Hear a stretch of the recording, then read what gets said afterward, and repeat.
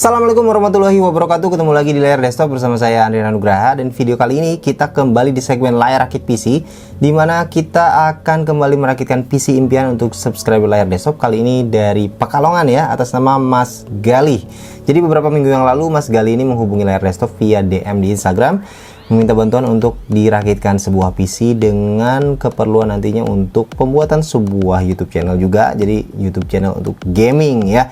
Jadi kita rakitkan di sini dengan budget yang cukup tinggi nih teman-teman ya. Seperti apa detailnya nanti kita akan bahas di video kali ini. Tapi sebelum kita mulai, bagi teman-teman yang belum subscribe channel layar desktop, bisa diklik dulu tombol subscribe-nya dan juga loncengnya sekalian ya, untuk support terus channel ini ke depan agar lebih baik dan lebih berkembang lagi. Oke, langsung aja kita bahas deh apa aja komponen yang kita gunakan untuk rakitan istimewa kali ini.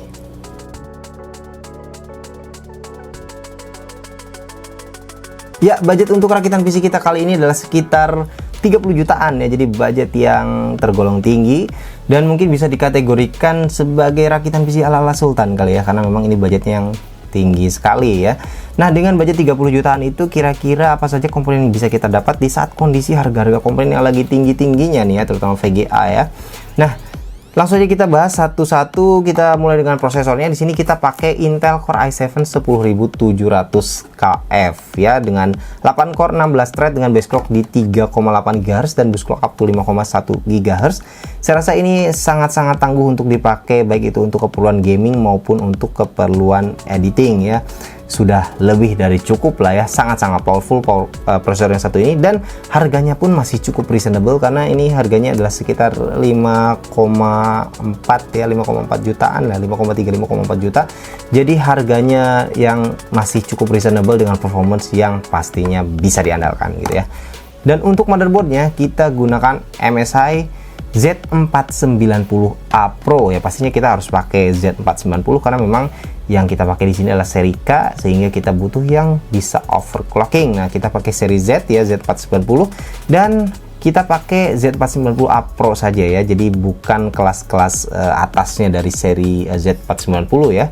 Jadi Z490A Pro ini bisa dibilang mungkin kelas-kelas menengah ke bawahnya dari chipset Z490.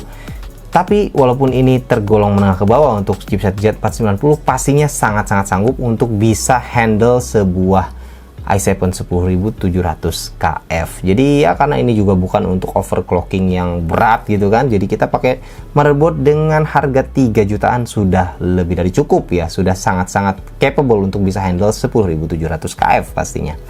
Dan berikutnya untuk VGA card, kita pakai sebuah VGA card yang susah banget dapatnya dan harganya juga lagi naik setinggi-tingginya, yaitu kita pakai Zotac RTX 3070 Twin Edge ya.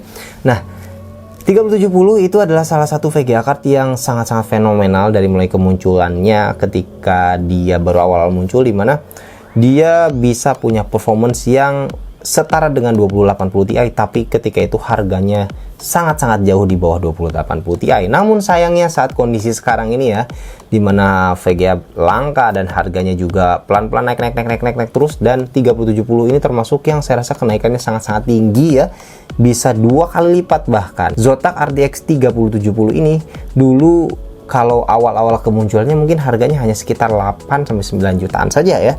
Tapi sekarang harganya di sini kita dapat dengan harga sekitar 16,5 jutaan. Bahkan saat kondisi sebelum saya bikin video ini, saya cek ya, itu ada yang jual di atas 17, ada yang jual di atas 18 ya. Jadi makin hari makin kesini makin naik harga VGA card itu ya.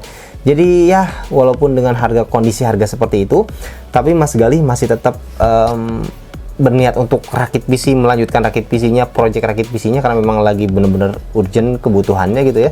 Jadi tetap beli walaupun VGA card ini lagi harganya setinggi-tingginya saat ini ya. Jadi kita pakai 3070 pastinya sangat-sangat capable ya. Secara performance nggak usah diragukan lagi ya. Setara 2080 Ti pastinya juga bisa diandalkan, dan kombinasinya dengan 10700KF nanti akan kita lihat performance-nya di video kali ini. Nah, berikutnya untuk RAM, kita gunakan RAM dari Adata, yaitu Adata XPG Spectrix D50 16GB kit 3000 MHz ya. Itu adalah RAM RGB yang cukup keren kelihatannya, tapi nggak cuman keren, tapi dia punya performance yang bagus juga. Makanya kita gunakan RAM ini Jadi punya appearance yang bagus, tapi punya juga speed yang juga oke ya, yang punya performance yang juga bisa diandalkan gitu, RAM dari Adata yang satu ini. Kemudian untuk penyimpanan kita pakai dua, yaitu pertama adalah SSD NVMe dari Adata, yaitu Adata SX 6000 Lite 256 GB. Ini adalah SSD NVMe yang sangat-sangat sering saya pakai di rakitannya di layar desktop, dimana dia punya harga yang masih cukup oke ya, dan pastinya performance yang juga bisa diandalkan sebagai SSD yang cukup kencang gitu ya. Walaupun mungkin kalau mau versi 8200 Pro lebih kencang lagi, tapi ya pastinya harganya juga lebih mahal. Tapi 6000 Lite ini tergolong harganya cukup reasonable dengan performance yang diberikan gitu ya. Dan berikutnya untuk storage kita pakai harddisk 1 TB dari Seagate, yaitu Seagate Barracuda series 1 TB ya. Nah, berikutnya untuk power supply kita gunakan Seasonic Core GC650 650 watt 80 plus gold ya. Ini adalah salah satu power supply dengan performance yang pastinya sudah tidak diragukan karena dia sudah bersertifikasi 80 plus gold dari brand yang juga sudah malang melintang lama sekali sebagai salah satu market leader di power supply, yaitu Seasonic ya.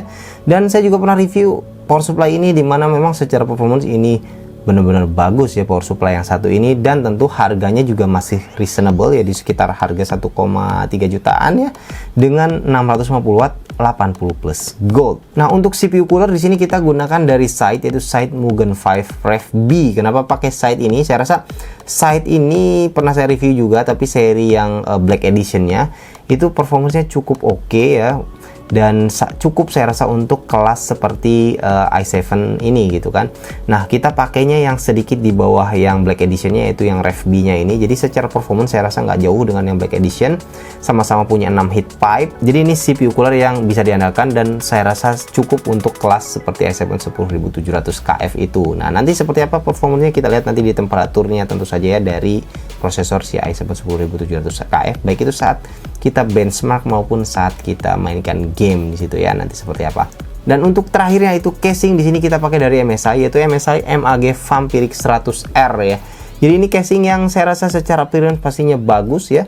Punya depannya ada meshnya juga, dan ada LED strip, dan pastinya ukurannya juga ATX ya, sesuai dengan motherboard yang kita pakai. Dan ini adalah brand MSI pastinya ya, karena kita pakai motherboard MSI, jadi pakai juga casingnya MSI, kelihatannya jadi lebih cocok gitu ya untuk rakitan kali ini.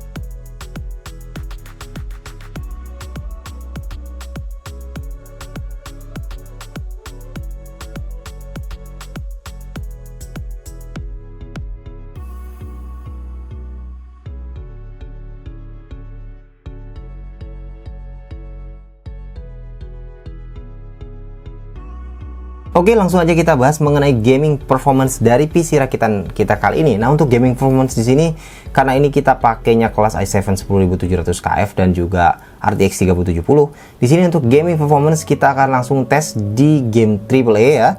Dan kita akan coba di resolusi 4K karena memang sistem kita ini pastinya sanggup untuk main di 4K dengan sangat-sangat playable pastinya ya. Kita akan coba lihat. Nah, untuk game pertama kita coba di Cyberpunk 2077 ya, dengan resolusi 4K dengan preset grafiknya kita coba rata kanan, dengan ray tracing kita jalankan Psycho atau mentok kanannya, dan DLSS Ultra Performance.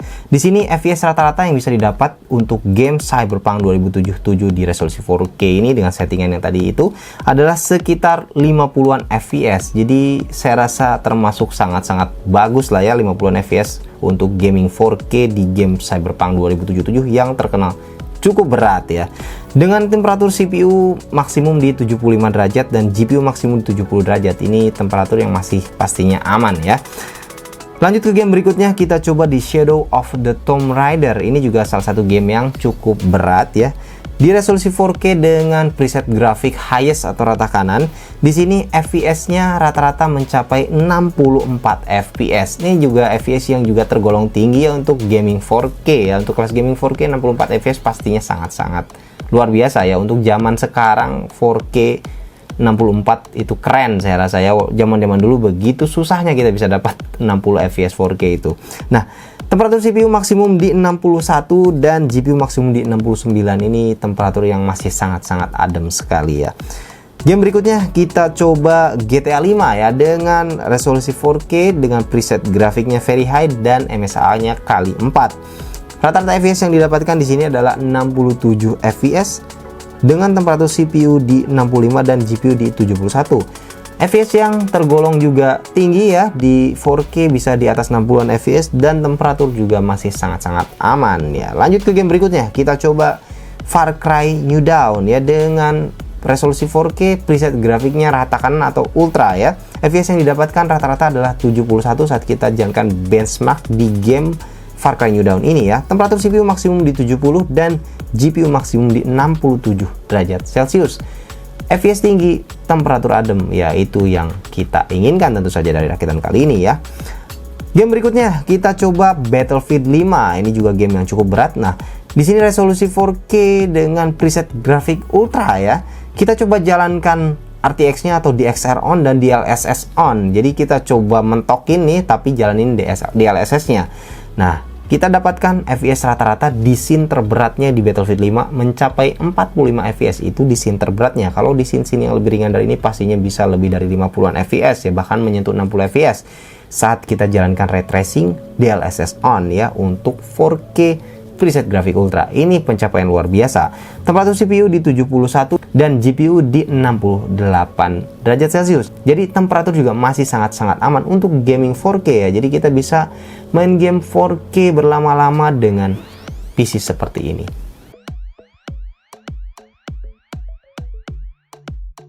Nah, berikutnya karena memang PC ini nggak cuma dipakai untuk gaming ya, jadi kedepannya juga akan dipakai untuk ngedit video, karena memang akan dipakai untuk YouTube juga, jadi oleh Mas Gali. Nah, jadi kita coba tes editingnya seperti apa ya. Kita coba jalankan Adobe Premiere Pro CC 2020 seperti biasa.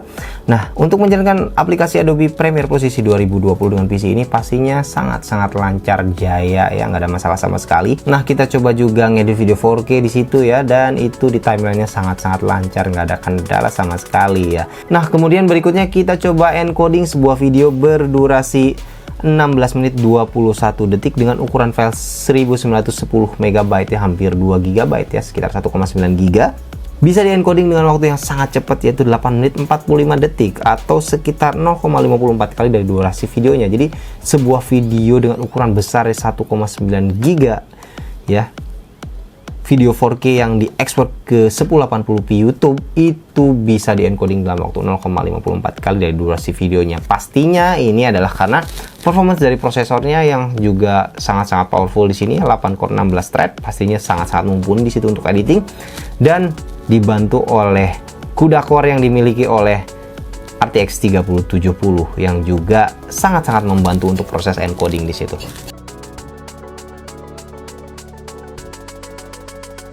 Nah, berikutnya sebagaimana khasnya di layar desktop, kita coba bahas mengenai konsumsi listrik dari PC rakitan kita kali ini. Dan gak cuma konsumsi listrik seperti biasa, biaya bayar listriknya juga berapa, kita akan bahas di video kali ini ya. Nah, untuk PC yang satu ini, ketika gaming load menggunakan Cyberpunk 2077, itu konsumsi listriknya adalah sekitar 370 watt ya. Jadi gaming load dengan game yang berat seperti Cyberpunk 2077, gaming 4K di situ kita jalankan, dan konsumsi listriknya adalah 370 watt. Saya rasa masih cukup reasonable dengan performance yang tadi teman-teman bisa lihat ya. 370 watt itu kira-kira kalau di convert ke nilai rupiah itu jadi berapa sih kita bayar listrik per bulannya? Nah, seperti biasa kita coba simulasikan dengan 3 jam pemakaian per hari, 6 jam pemakaian per hari, dan 12 jam pemakaian per hari. Per bulannya bayar listrik berapa? Kalau pemakaian per hari kita adalah 3 jam, maka per bulannya kita akan bayar listrik sekitar 48.108 rupiah ya. Kalau 6 jam itu 96.217 rupiah, dan kalau 12 jam itu adalah 192.434 rupiah. Jadi kalau misalnya kalian adalah gamer yang luar biasa ya, sampai 12 jam per hari, itu biaya listrik per bulannya adalah sekitar 192.000 rupiah. Memang cukup tinggi sih ya, tapi ya bagi orang-orang yang punya PC seperti ini, saya rasa bayar listrik segitu udah nggak masalah ya. Oke teman-teman, itulah tadi ya rakitan PC kita kali ini dengan menggunakan Intel Core i7 10700KF dan juga Zotac ATX 3070 Twin Edge, dimana secara performance tadi teman-teman bisa lihat bahwa gamingnya pastinya sangat-sangat mumpuni, bahkan sampai ke gaming 4K pun bisa dilibas dengan mudah oleh PC ini. Kemudian juga editing sangat-sangat lancar dan waktu encodingnya juga cepet gitu ya. Dan biaya listrik memang agak-agak sedikit tinggi, tapi ya saya rasa wajar dengan performance yang diberikan oleh PC seperti ini ya. Ya, secara budget PC ini menghabiskan sekitar 30 jutaan. 30 jutanya 30 juta berapa, nanti saya detailnya akan saya taruh di sini ya. Jadi memang untuk kondisi saat ini, di saat kondisi harga komponen yang agak tinggi ya, budgetnya jadi segini gitu ya. Kalau misalnya kondisi normal pastinya akan di bawah ini gitu. Nah, memang bagi sebagian orang, aduh sayang banget ya gitu kan, karena VGA card itu kan harganya lagi tinggi-tingginya gitu. Tapi mungkin bagi beberapa orang seperti Mas Galih ini, karena memang kebutuhannya lebih urgent, walaupun harga VGA card lagi tinggi, ya udahlah, sikat aja gitu ya. Yang penting bisa dapat PC dengan performance yang sesuai dengan yang diharapkan pastinya ya. Nah, kalaupun nunggu, memang kita nggak tahu sih sampai kapan harga VGA itu akan kembali normal ya. Jadi tanpa kejelasan, ya udah kalau ada budgetnya sikat aja gitu ya, kalau bagi yang memang nggak terlalu peduli dengan harga VGA kan yang tinggi itu gitu ya. Oke, itu aja teman-teman untuk rakitan kali ini ya, mudah-mudahan bisa memberi manfaat buat teman-teman di rumah ya. Terima kasih teman-teman sudah menonton, sampai jumpa di video berikutnya. Jangan lupa untuk like, share, dan juga subscribe. Assalamualaikum warahmatullahi wabarakatuh.